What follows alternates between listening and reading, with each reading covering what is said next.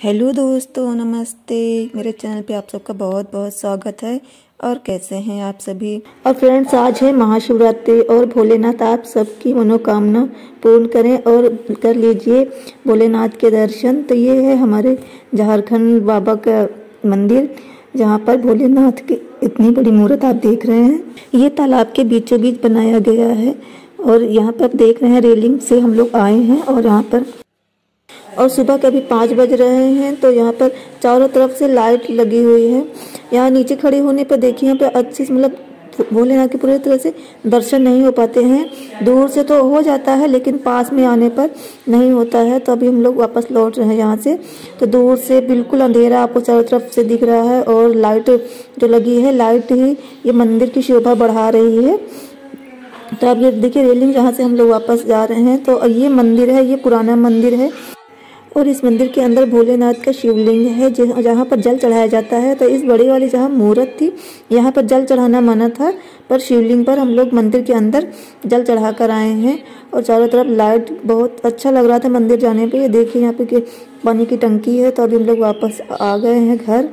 तो मैं जो साड़ी पहन कर गई थी, अभी मैंने उसे धुल दिया था और एक साड़ी मैंने शिवरात्रि के एक दिन पहले निमंत्रण था तो मैं पहन कर गई थी, तो मैंने उसे भी धो दिया है। और एक जो मैंने घर पर ही पहना था उसे भी। तो 3 साड़ी कुल मिलाकर हो गई थी मेरे धुलने के लिए। तो अभी मैं धोकर आ गई थी, तो मैं यहाँ पर फैला देती हूँ उसको। और जब आपने मंदिर देखा तो वहाँ पर अभी सुबह 5 बजे का समय था। उस समय जब हम लोग गए थे तो यहाँ पर अभी, और उस समय भीड़ बहुत कम थी, बहुत ही आराम से जल चढ़ाने को मिल गया था। लेकिन जैसे जैसे दिन निकलता गया वैसे वैसे भीड़ बढ़ती गई और बहुत ज़्यादा लंबी लाइन लगने लगी थी। और वहाँ पर भोलेनाथ के सिवा और भी कई सारे मंदिर थे जिसमें जल फूल का चढ़ाना था। तो हमने लोग ने सभी में घूम कर सभी देवी देवताओं पर जल चढ़ाया और बहुत अच्छा लगा सुबह सुबह जाकर भोलेनाथ के दर्शन करने पे। यहाँ ले आई थी सगुन एलोवेरा की पत्ती, तो वो लगाती है अपने चेहरे पर, क्योंकि अभी कोई भी क्रीम लगा लेती है तो उसके चेहरे पर दाने निकल आते हैं। तो उसने एक क्रीम लगा लिया था तो वो दाने निकल आए थे, फिर उसको लेकर आई थी एलोवेरा की पत्ती। तो इसको लगाने से वो ठीक हो जाता है।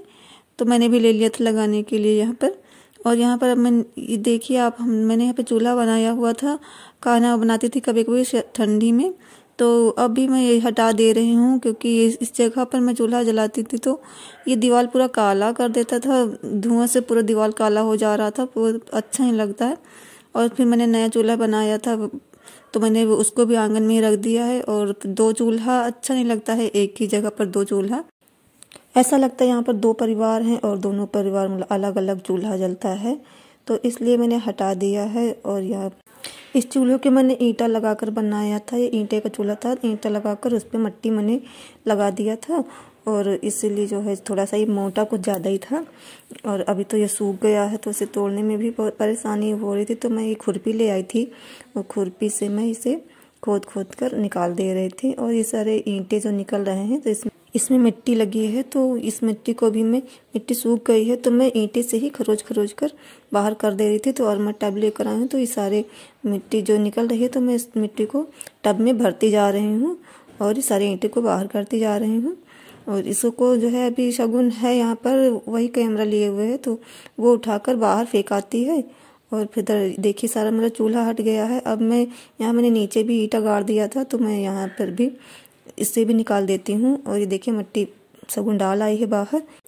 और ये जो नीचे ईंटा लगा हुआ था तो मैं इसे निकाल दे रही हूँ। मैं खुरपी से ही निकाल दूँ क्योंकि हाथ से तो निकल नहीं पाएगा, तो मैं खुरपी से ही निकाल रही हूँ। मैंने ईंटा लगा दिया था नीचे क्योंकि नीचे जो फर्श है आंगन में, तो फर्श पर ना जले, मतलब जल जाता है तो फिर वो काला हो जाता है, तो जल्दी छूटता नहीं है। तो यहाँ पर मैं ईंटा हटा रही थी तो यहाँ पर ढेर सारे कीड़े मकोड़े निकले थे। और पहले तो मुझे लगा था बिच्छू है, लेकिन फिर जब मैंने खुरपी से हटाकर देखा तो वो कॉकरोच था। तो कई सारे कॉकरोच और ढेर सारे पता नहीं कीड़े मकोड़े कैसे कैसे थे, और बहुत सारे वो चींटियाँ भी निकली इसके अंदर। तो मतलब हाथ से तो बहुत ही डर लग रहा था हटाने में, तो मैं बार बार खुरपी से निकाल कर देख रही थी और मैंने हाथ नहीं लगाया वहाँ पर।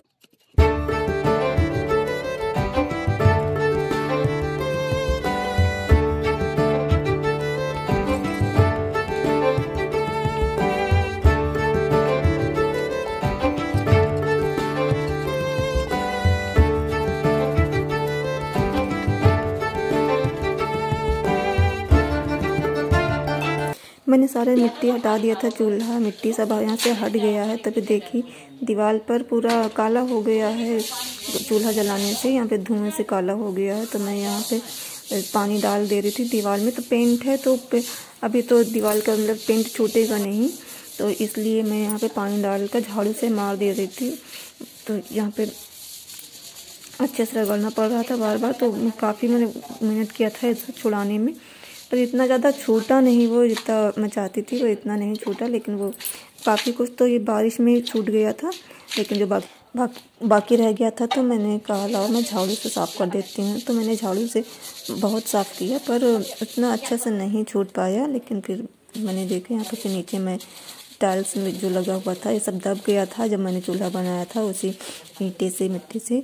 तो ये भी जो है यहाँ पर भी मिट्टी लग गई थी, तो मैं इसे भी छुड़ा रही थी इस झाड़ू से। तो पहले मैं लंबी झाड़ू मैंने लिया था, पर वो उससे अच्छे से साफ़ नहीं हो रहा था, तो मैंने ये वाली झाड़ू ले लिया था जो थोड़ी सी घिस चुकी है। तो ये थोड़ा सा कड़ा हो गया है, तो इसी से मैं साफ़ कर दे रही थी।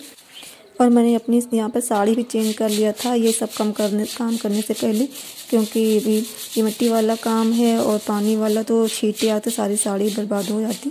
तो इसलिए मैंने साड़ी चेंज कर ये मैक्सी पहन ली थी। और अभी मैं नीचे पानी डाल कर जहाँ पर था ये, तो इसे भी मैं साफ़ कर दे रही हूँ अच्छे से रगड़ कर। और वहाँ मैं सब कर आई, तो फिर यहाँ पर शगुन बना रही थी मैक्रोनी। सफाई करने के बाद मैंने अपनी साड़ी भी चेंज कर ली थी और शाम हो गया था, तो मैंने स्वेटर भी डाल लिया था। और यहाँ पर मैं बैठी तो यहाँ पर आ गई है मेरे लिए मैक्रोनी बनकर। और यहाँ पर अभय भी मेरे साथ खा रहा है, टेबल पे मेरे साथ बैठा हुआ है। तो अभी आपको मेरा आज का वीडियो पसंद आया है तो फिर प्लीज़ लाइक कीजिए, शेयर कीजिए और चैनल को सब्सक्राइब करना ना भूलिए। तो आप भी आ जाइए खाने के लिए मैक्रोनी।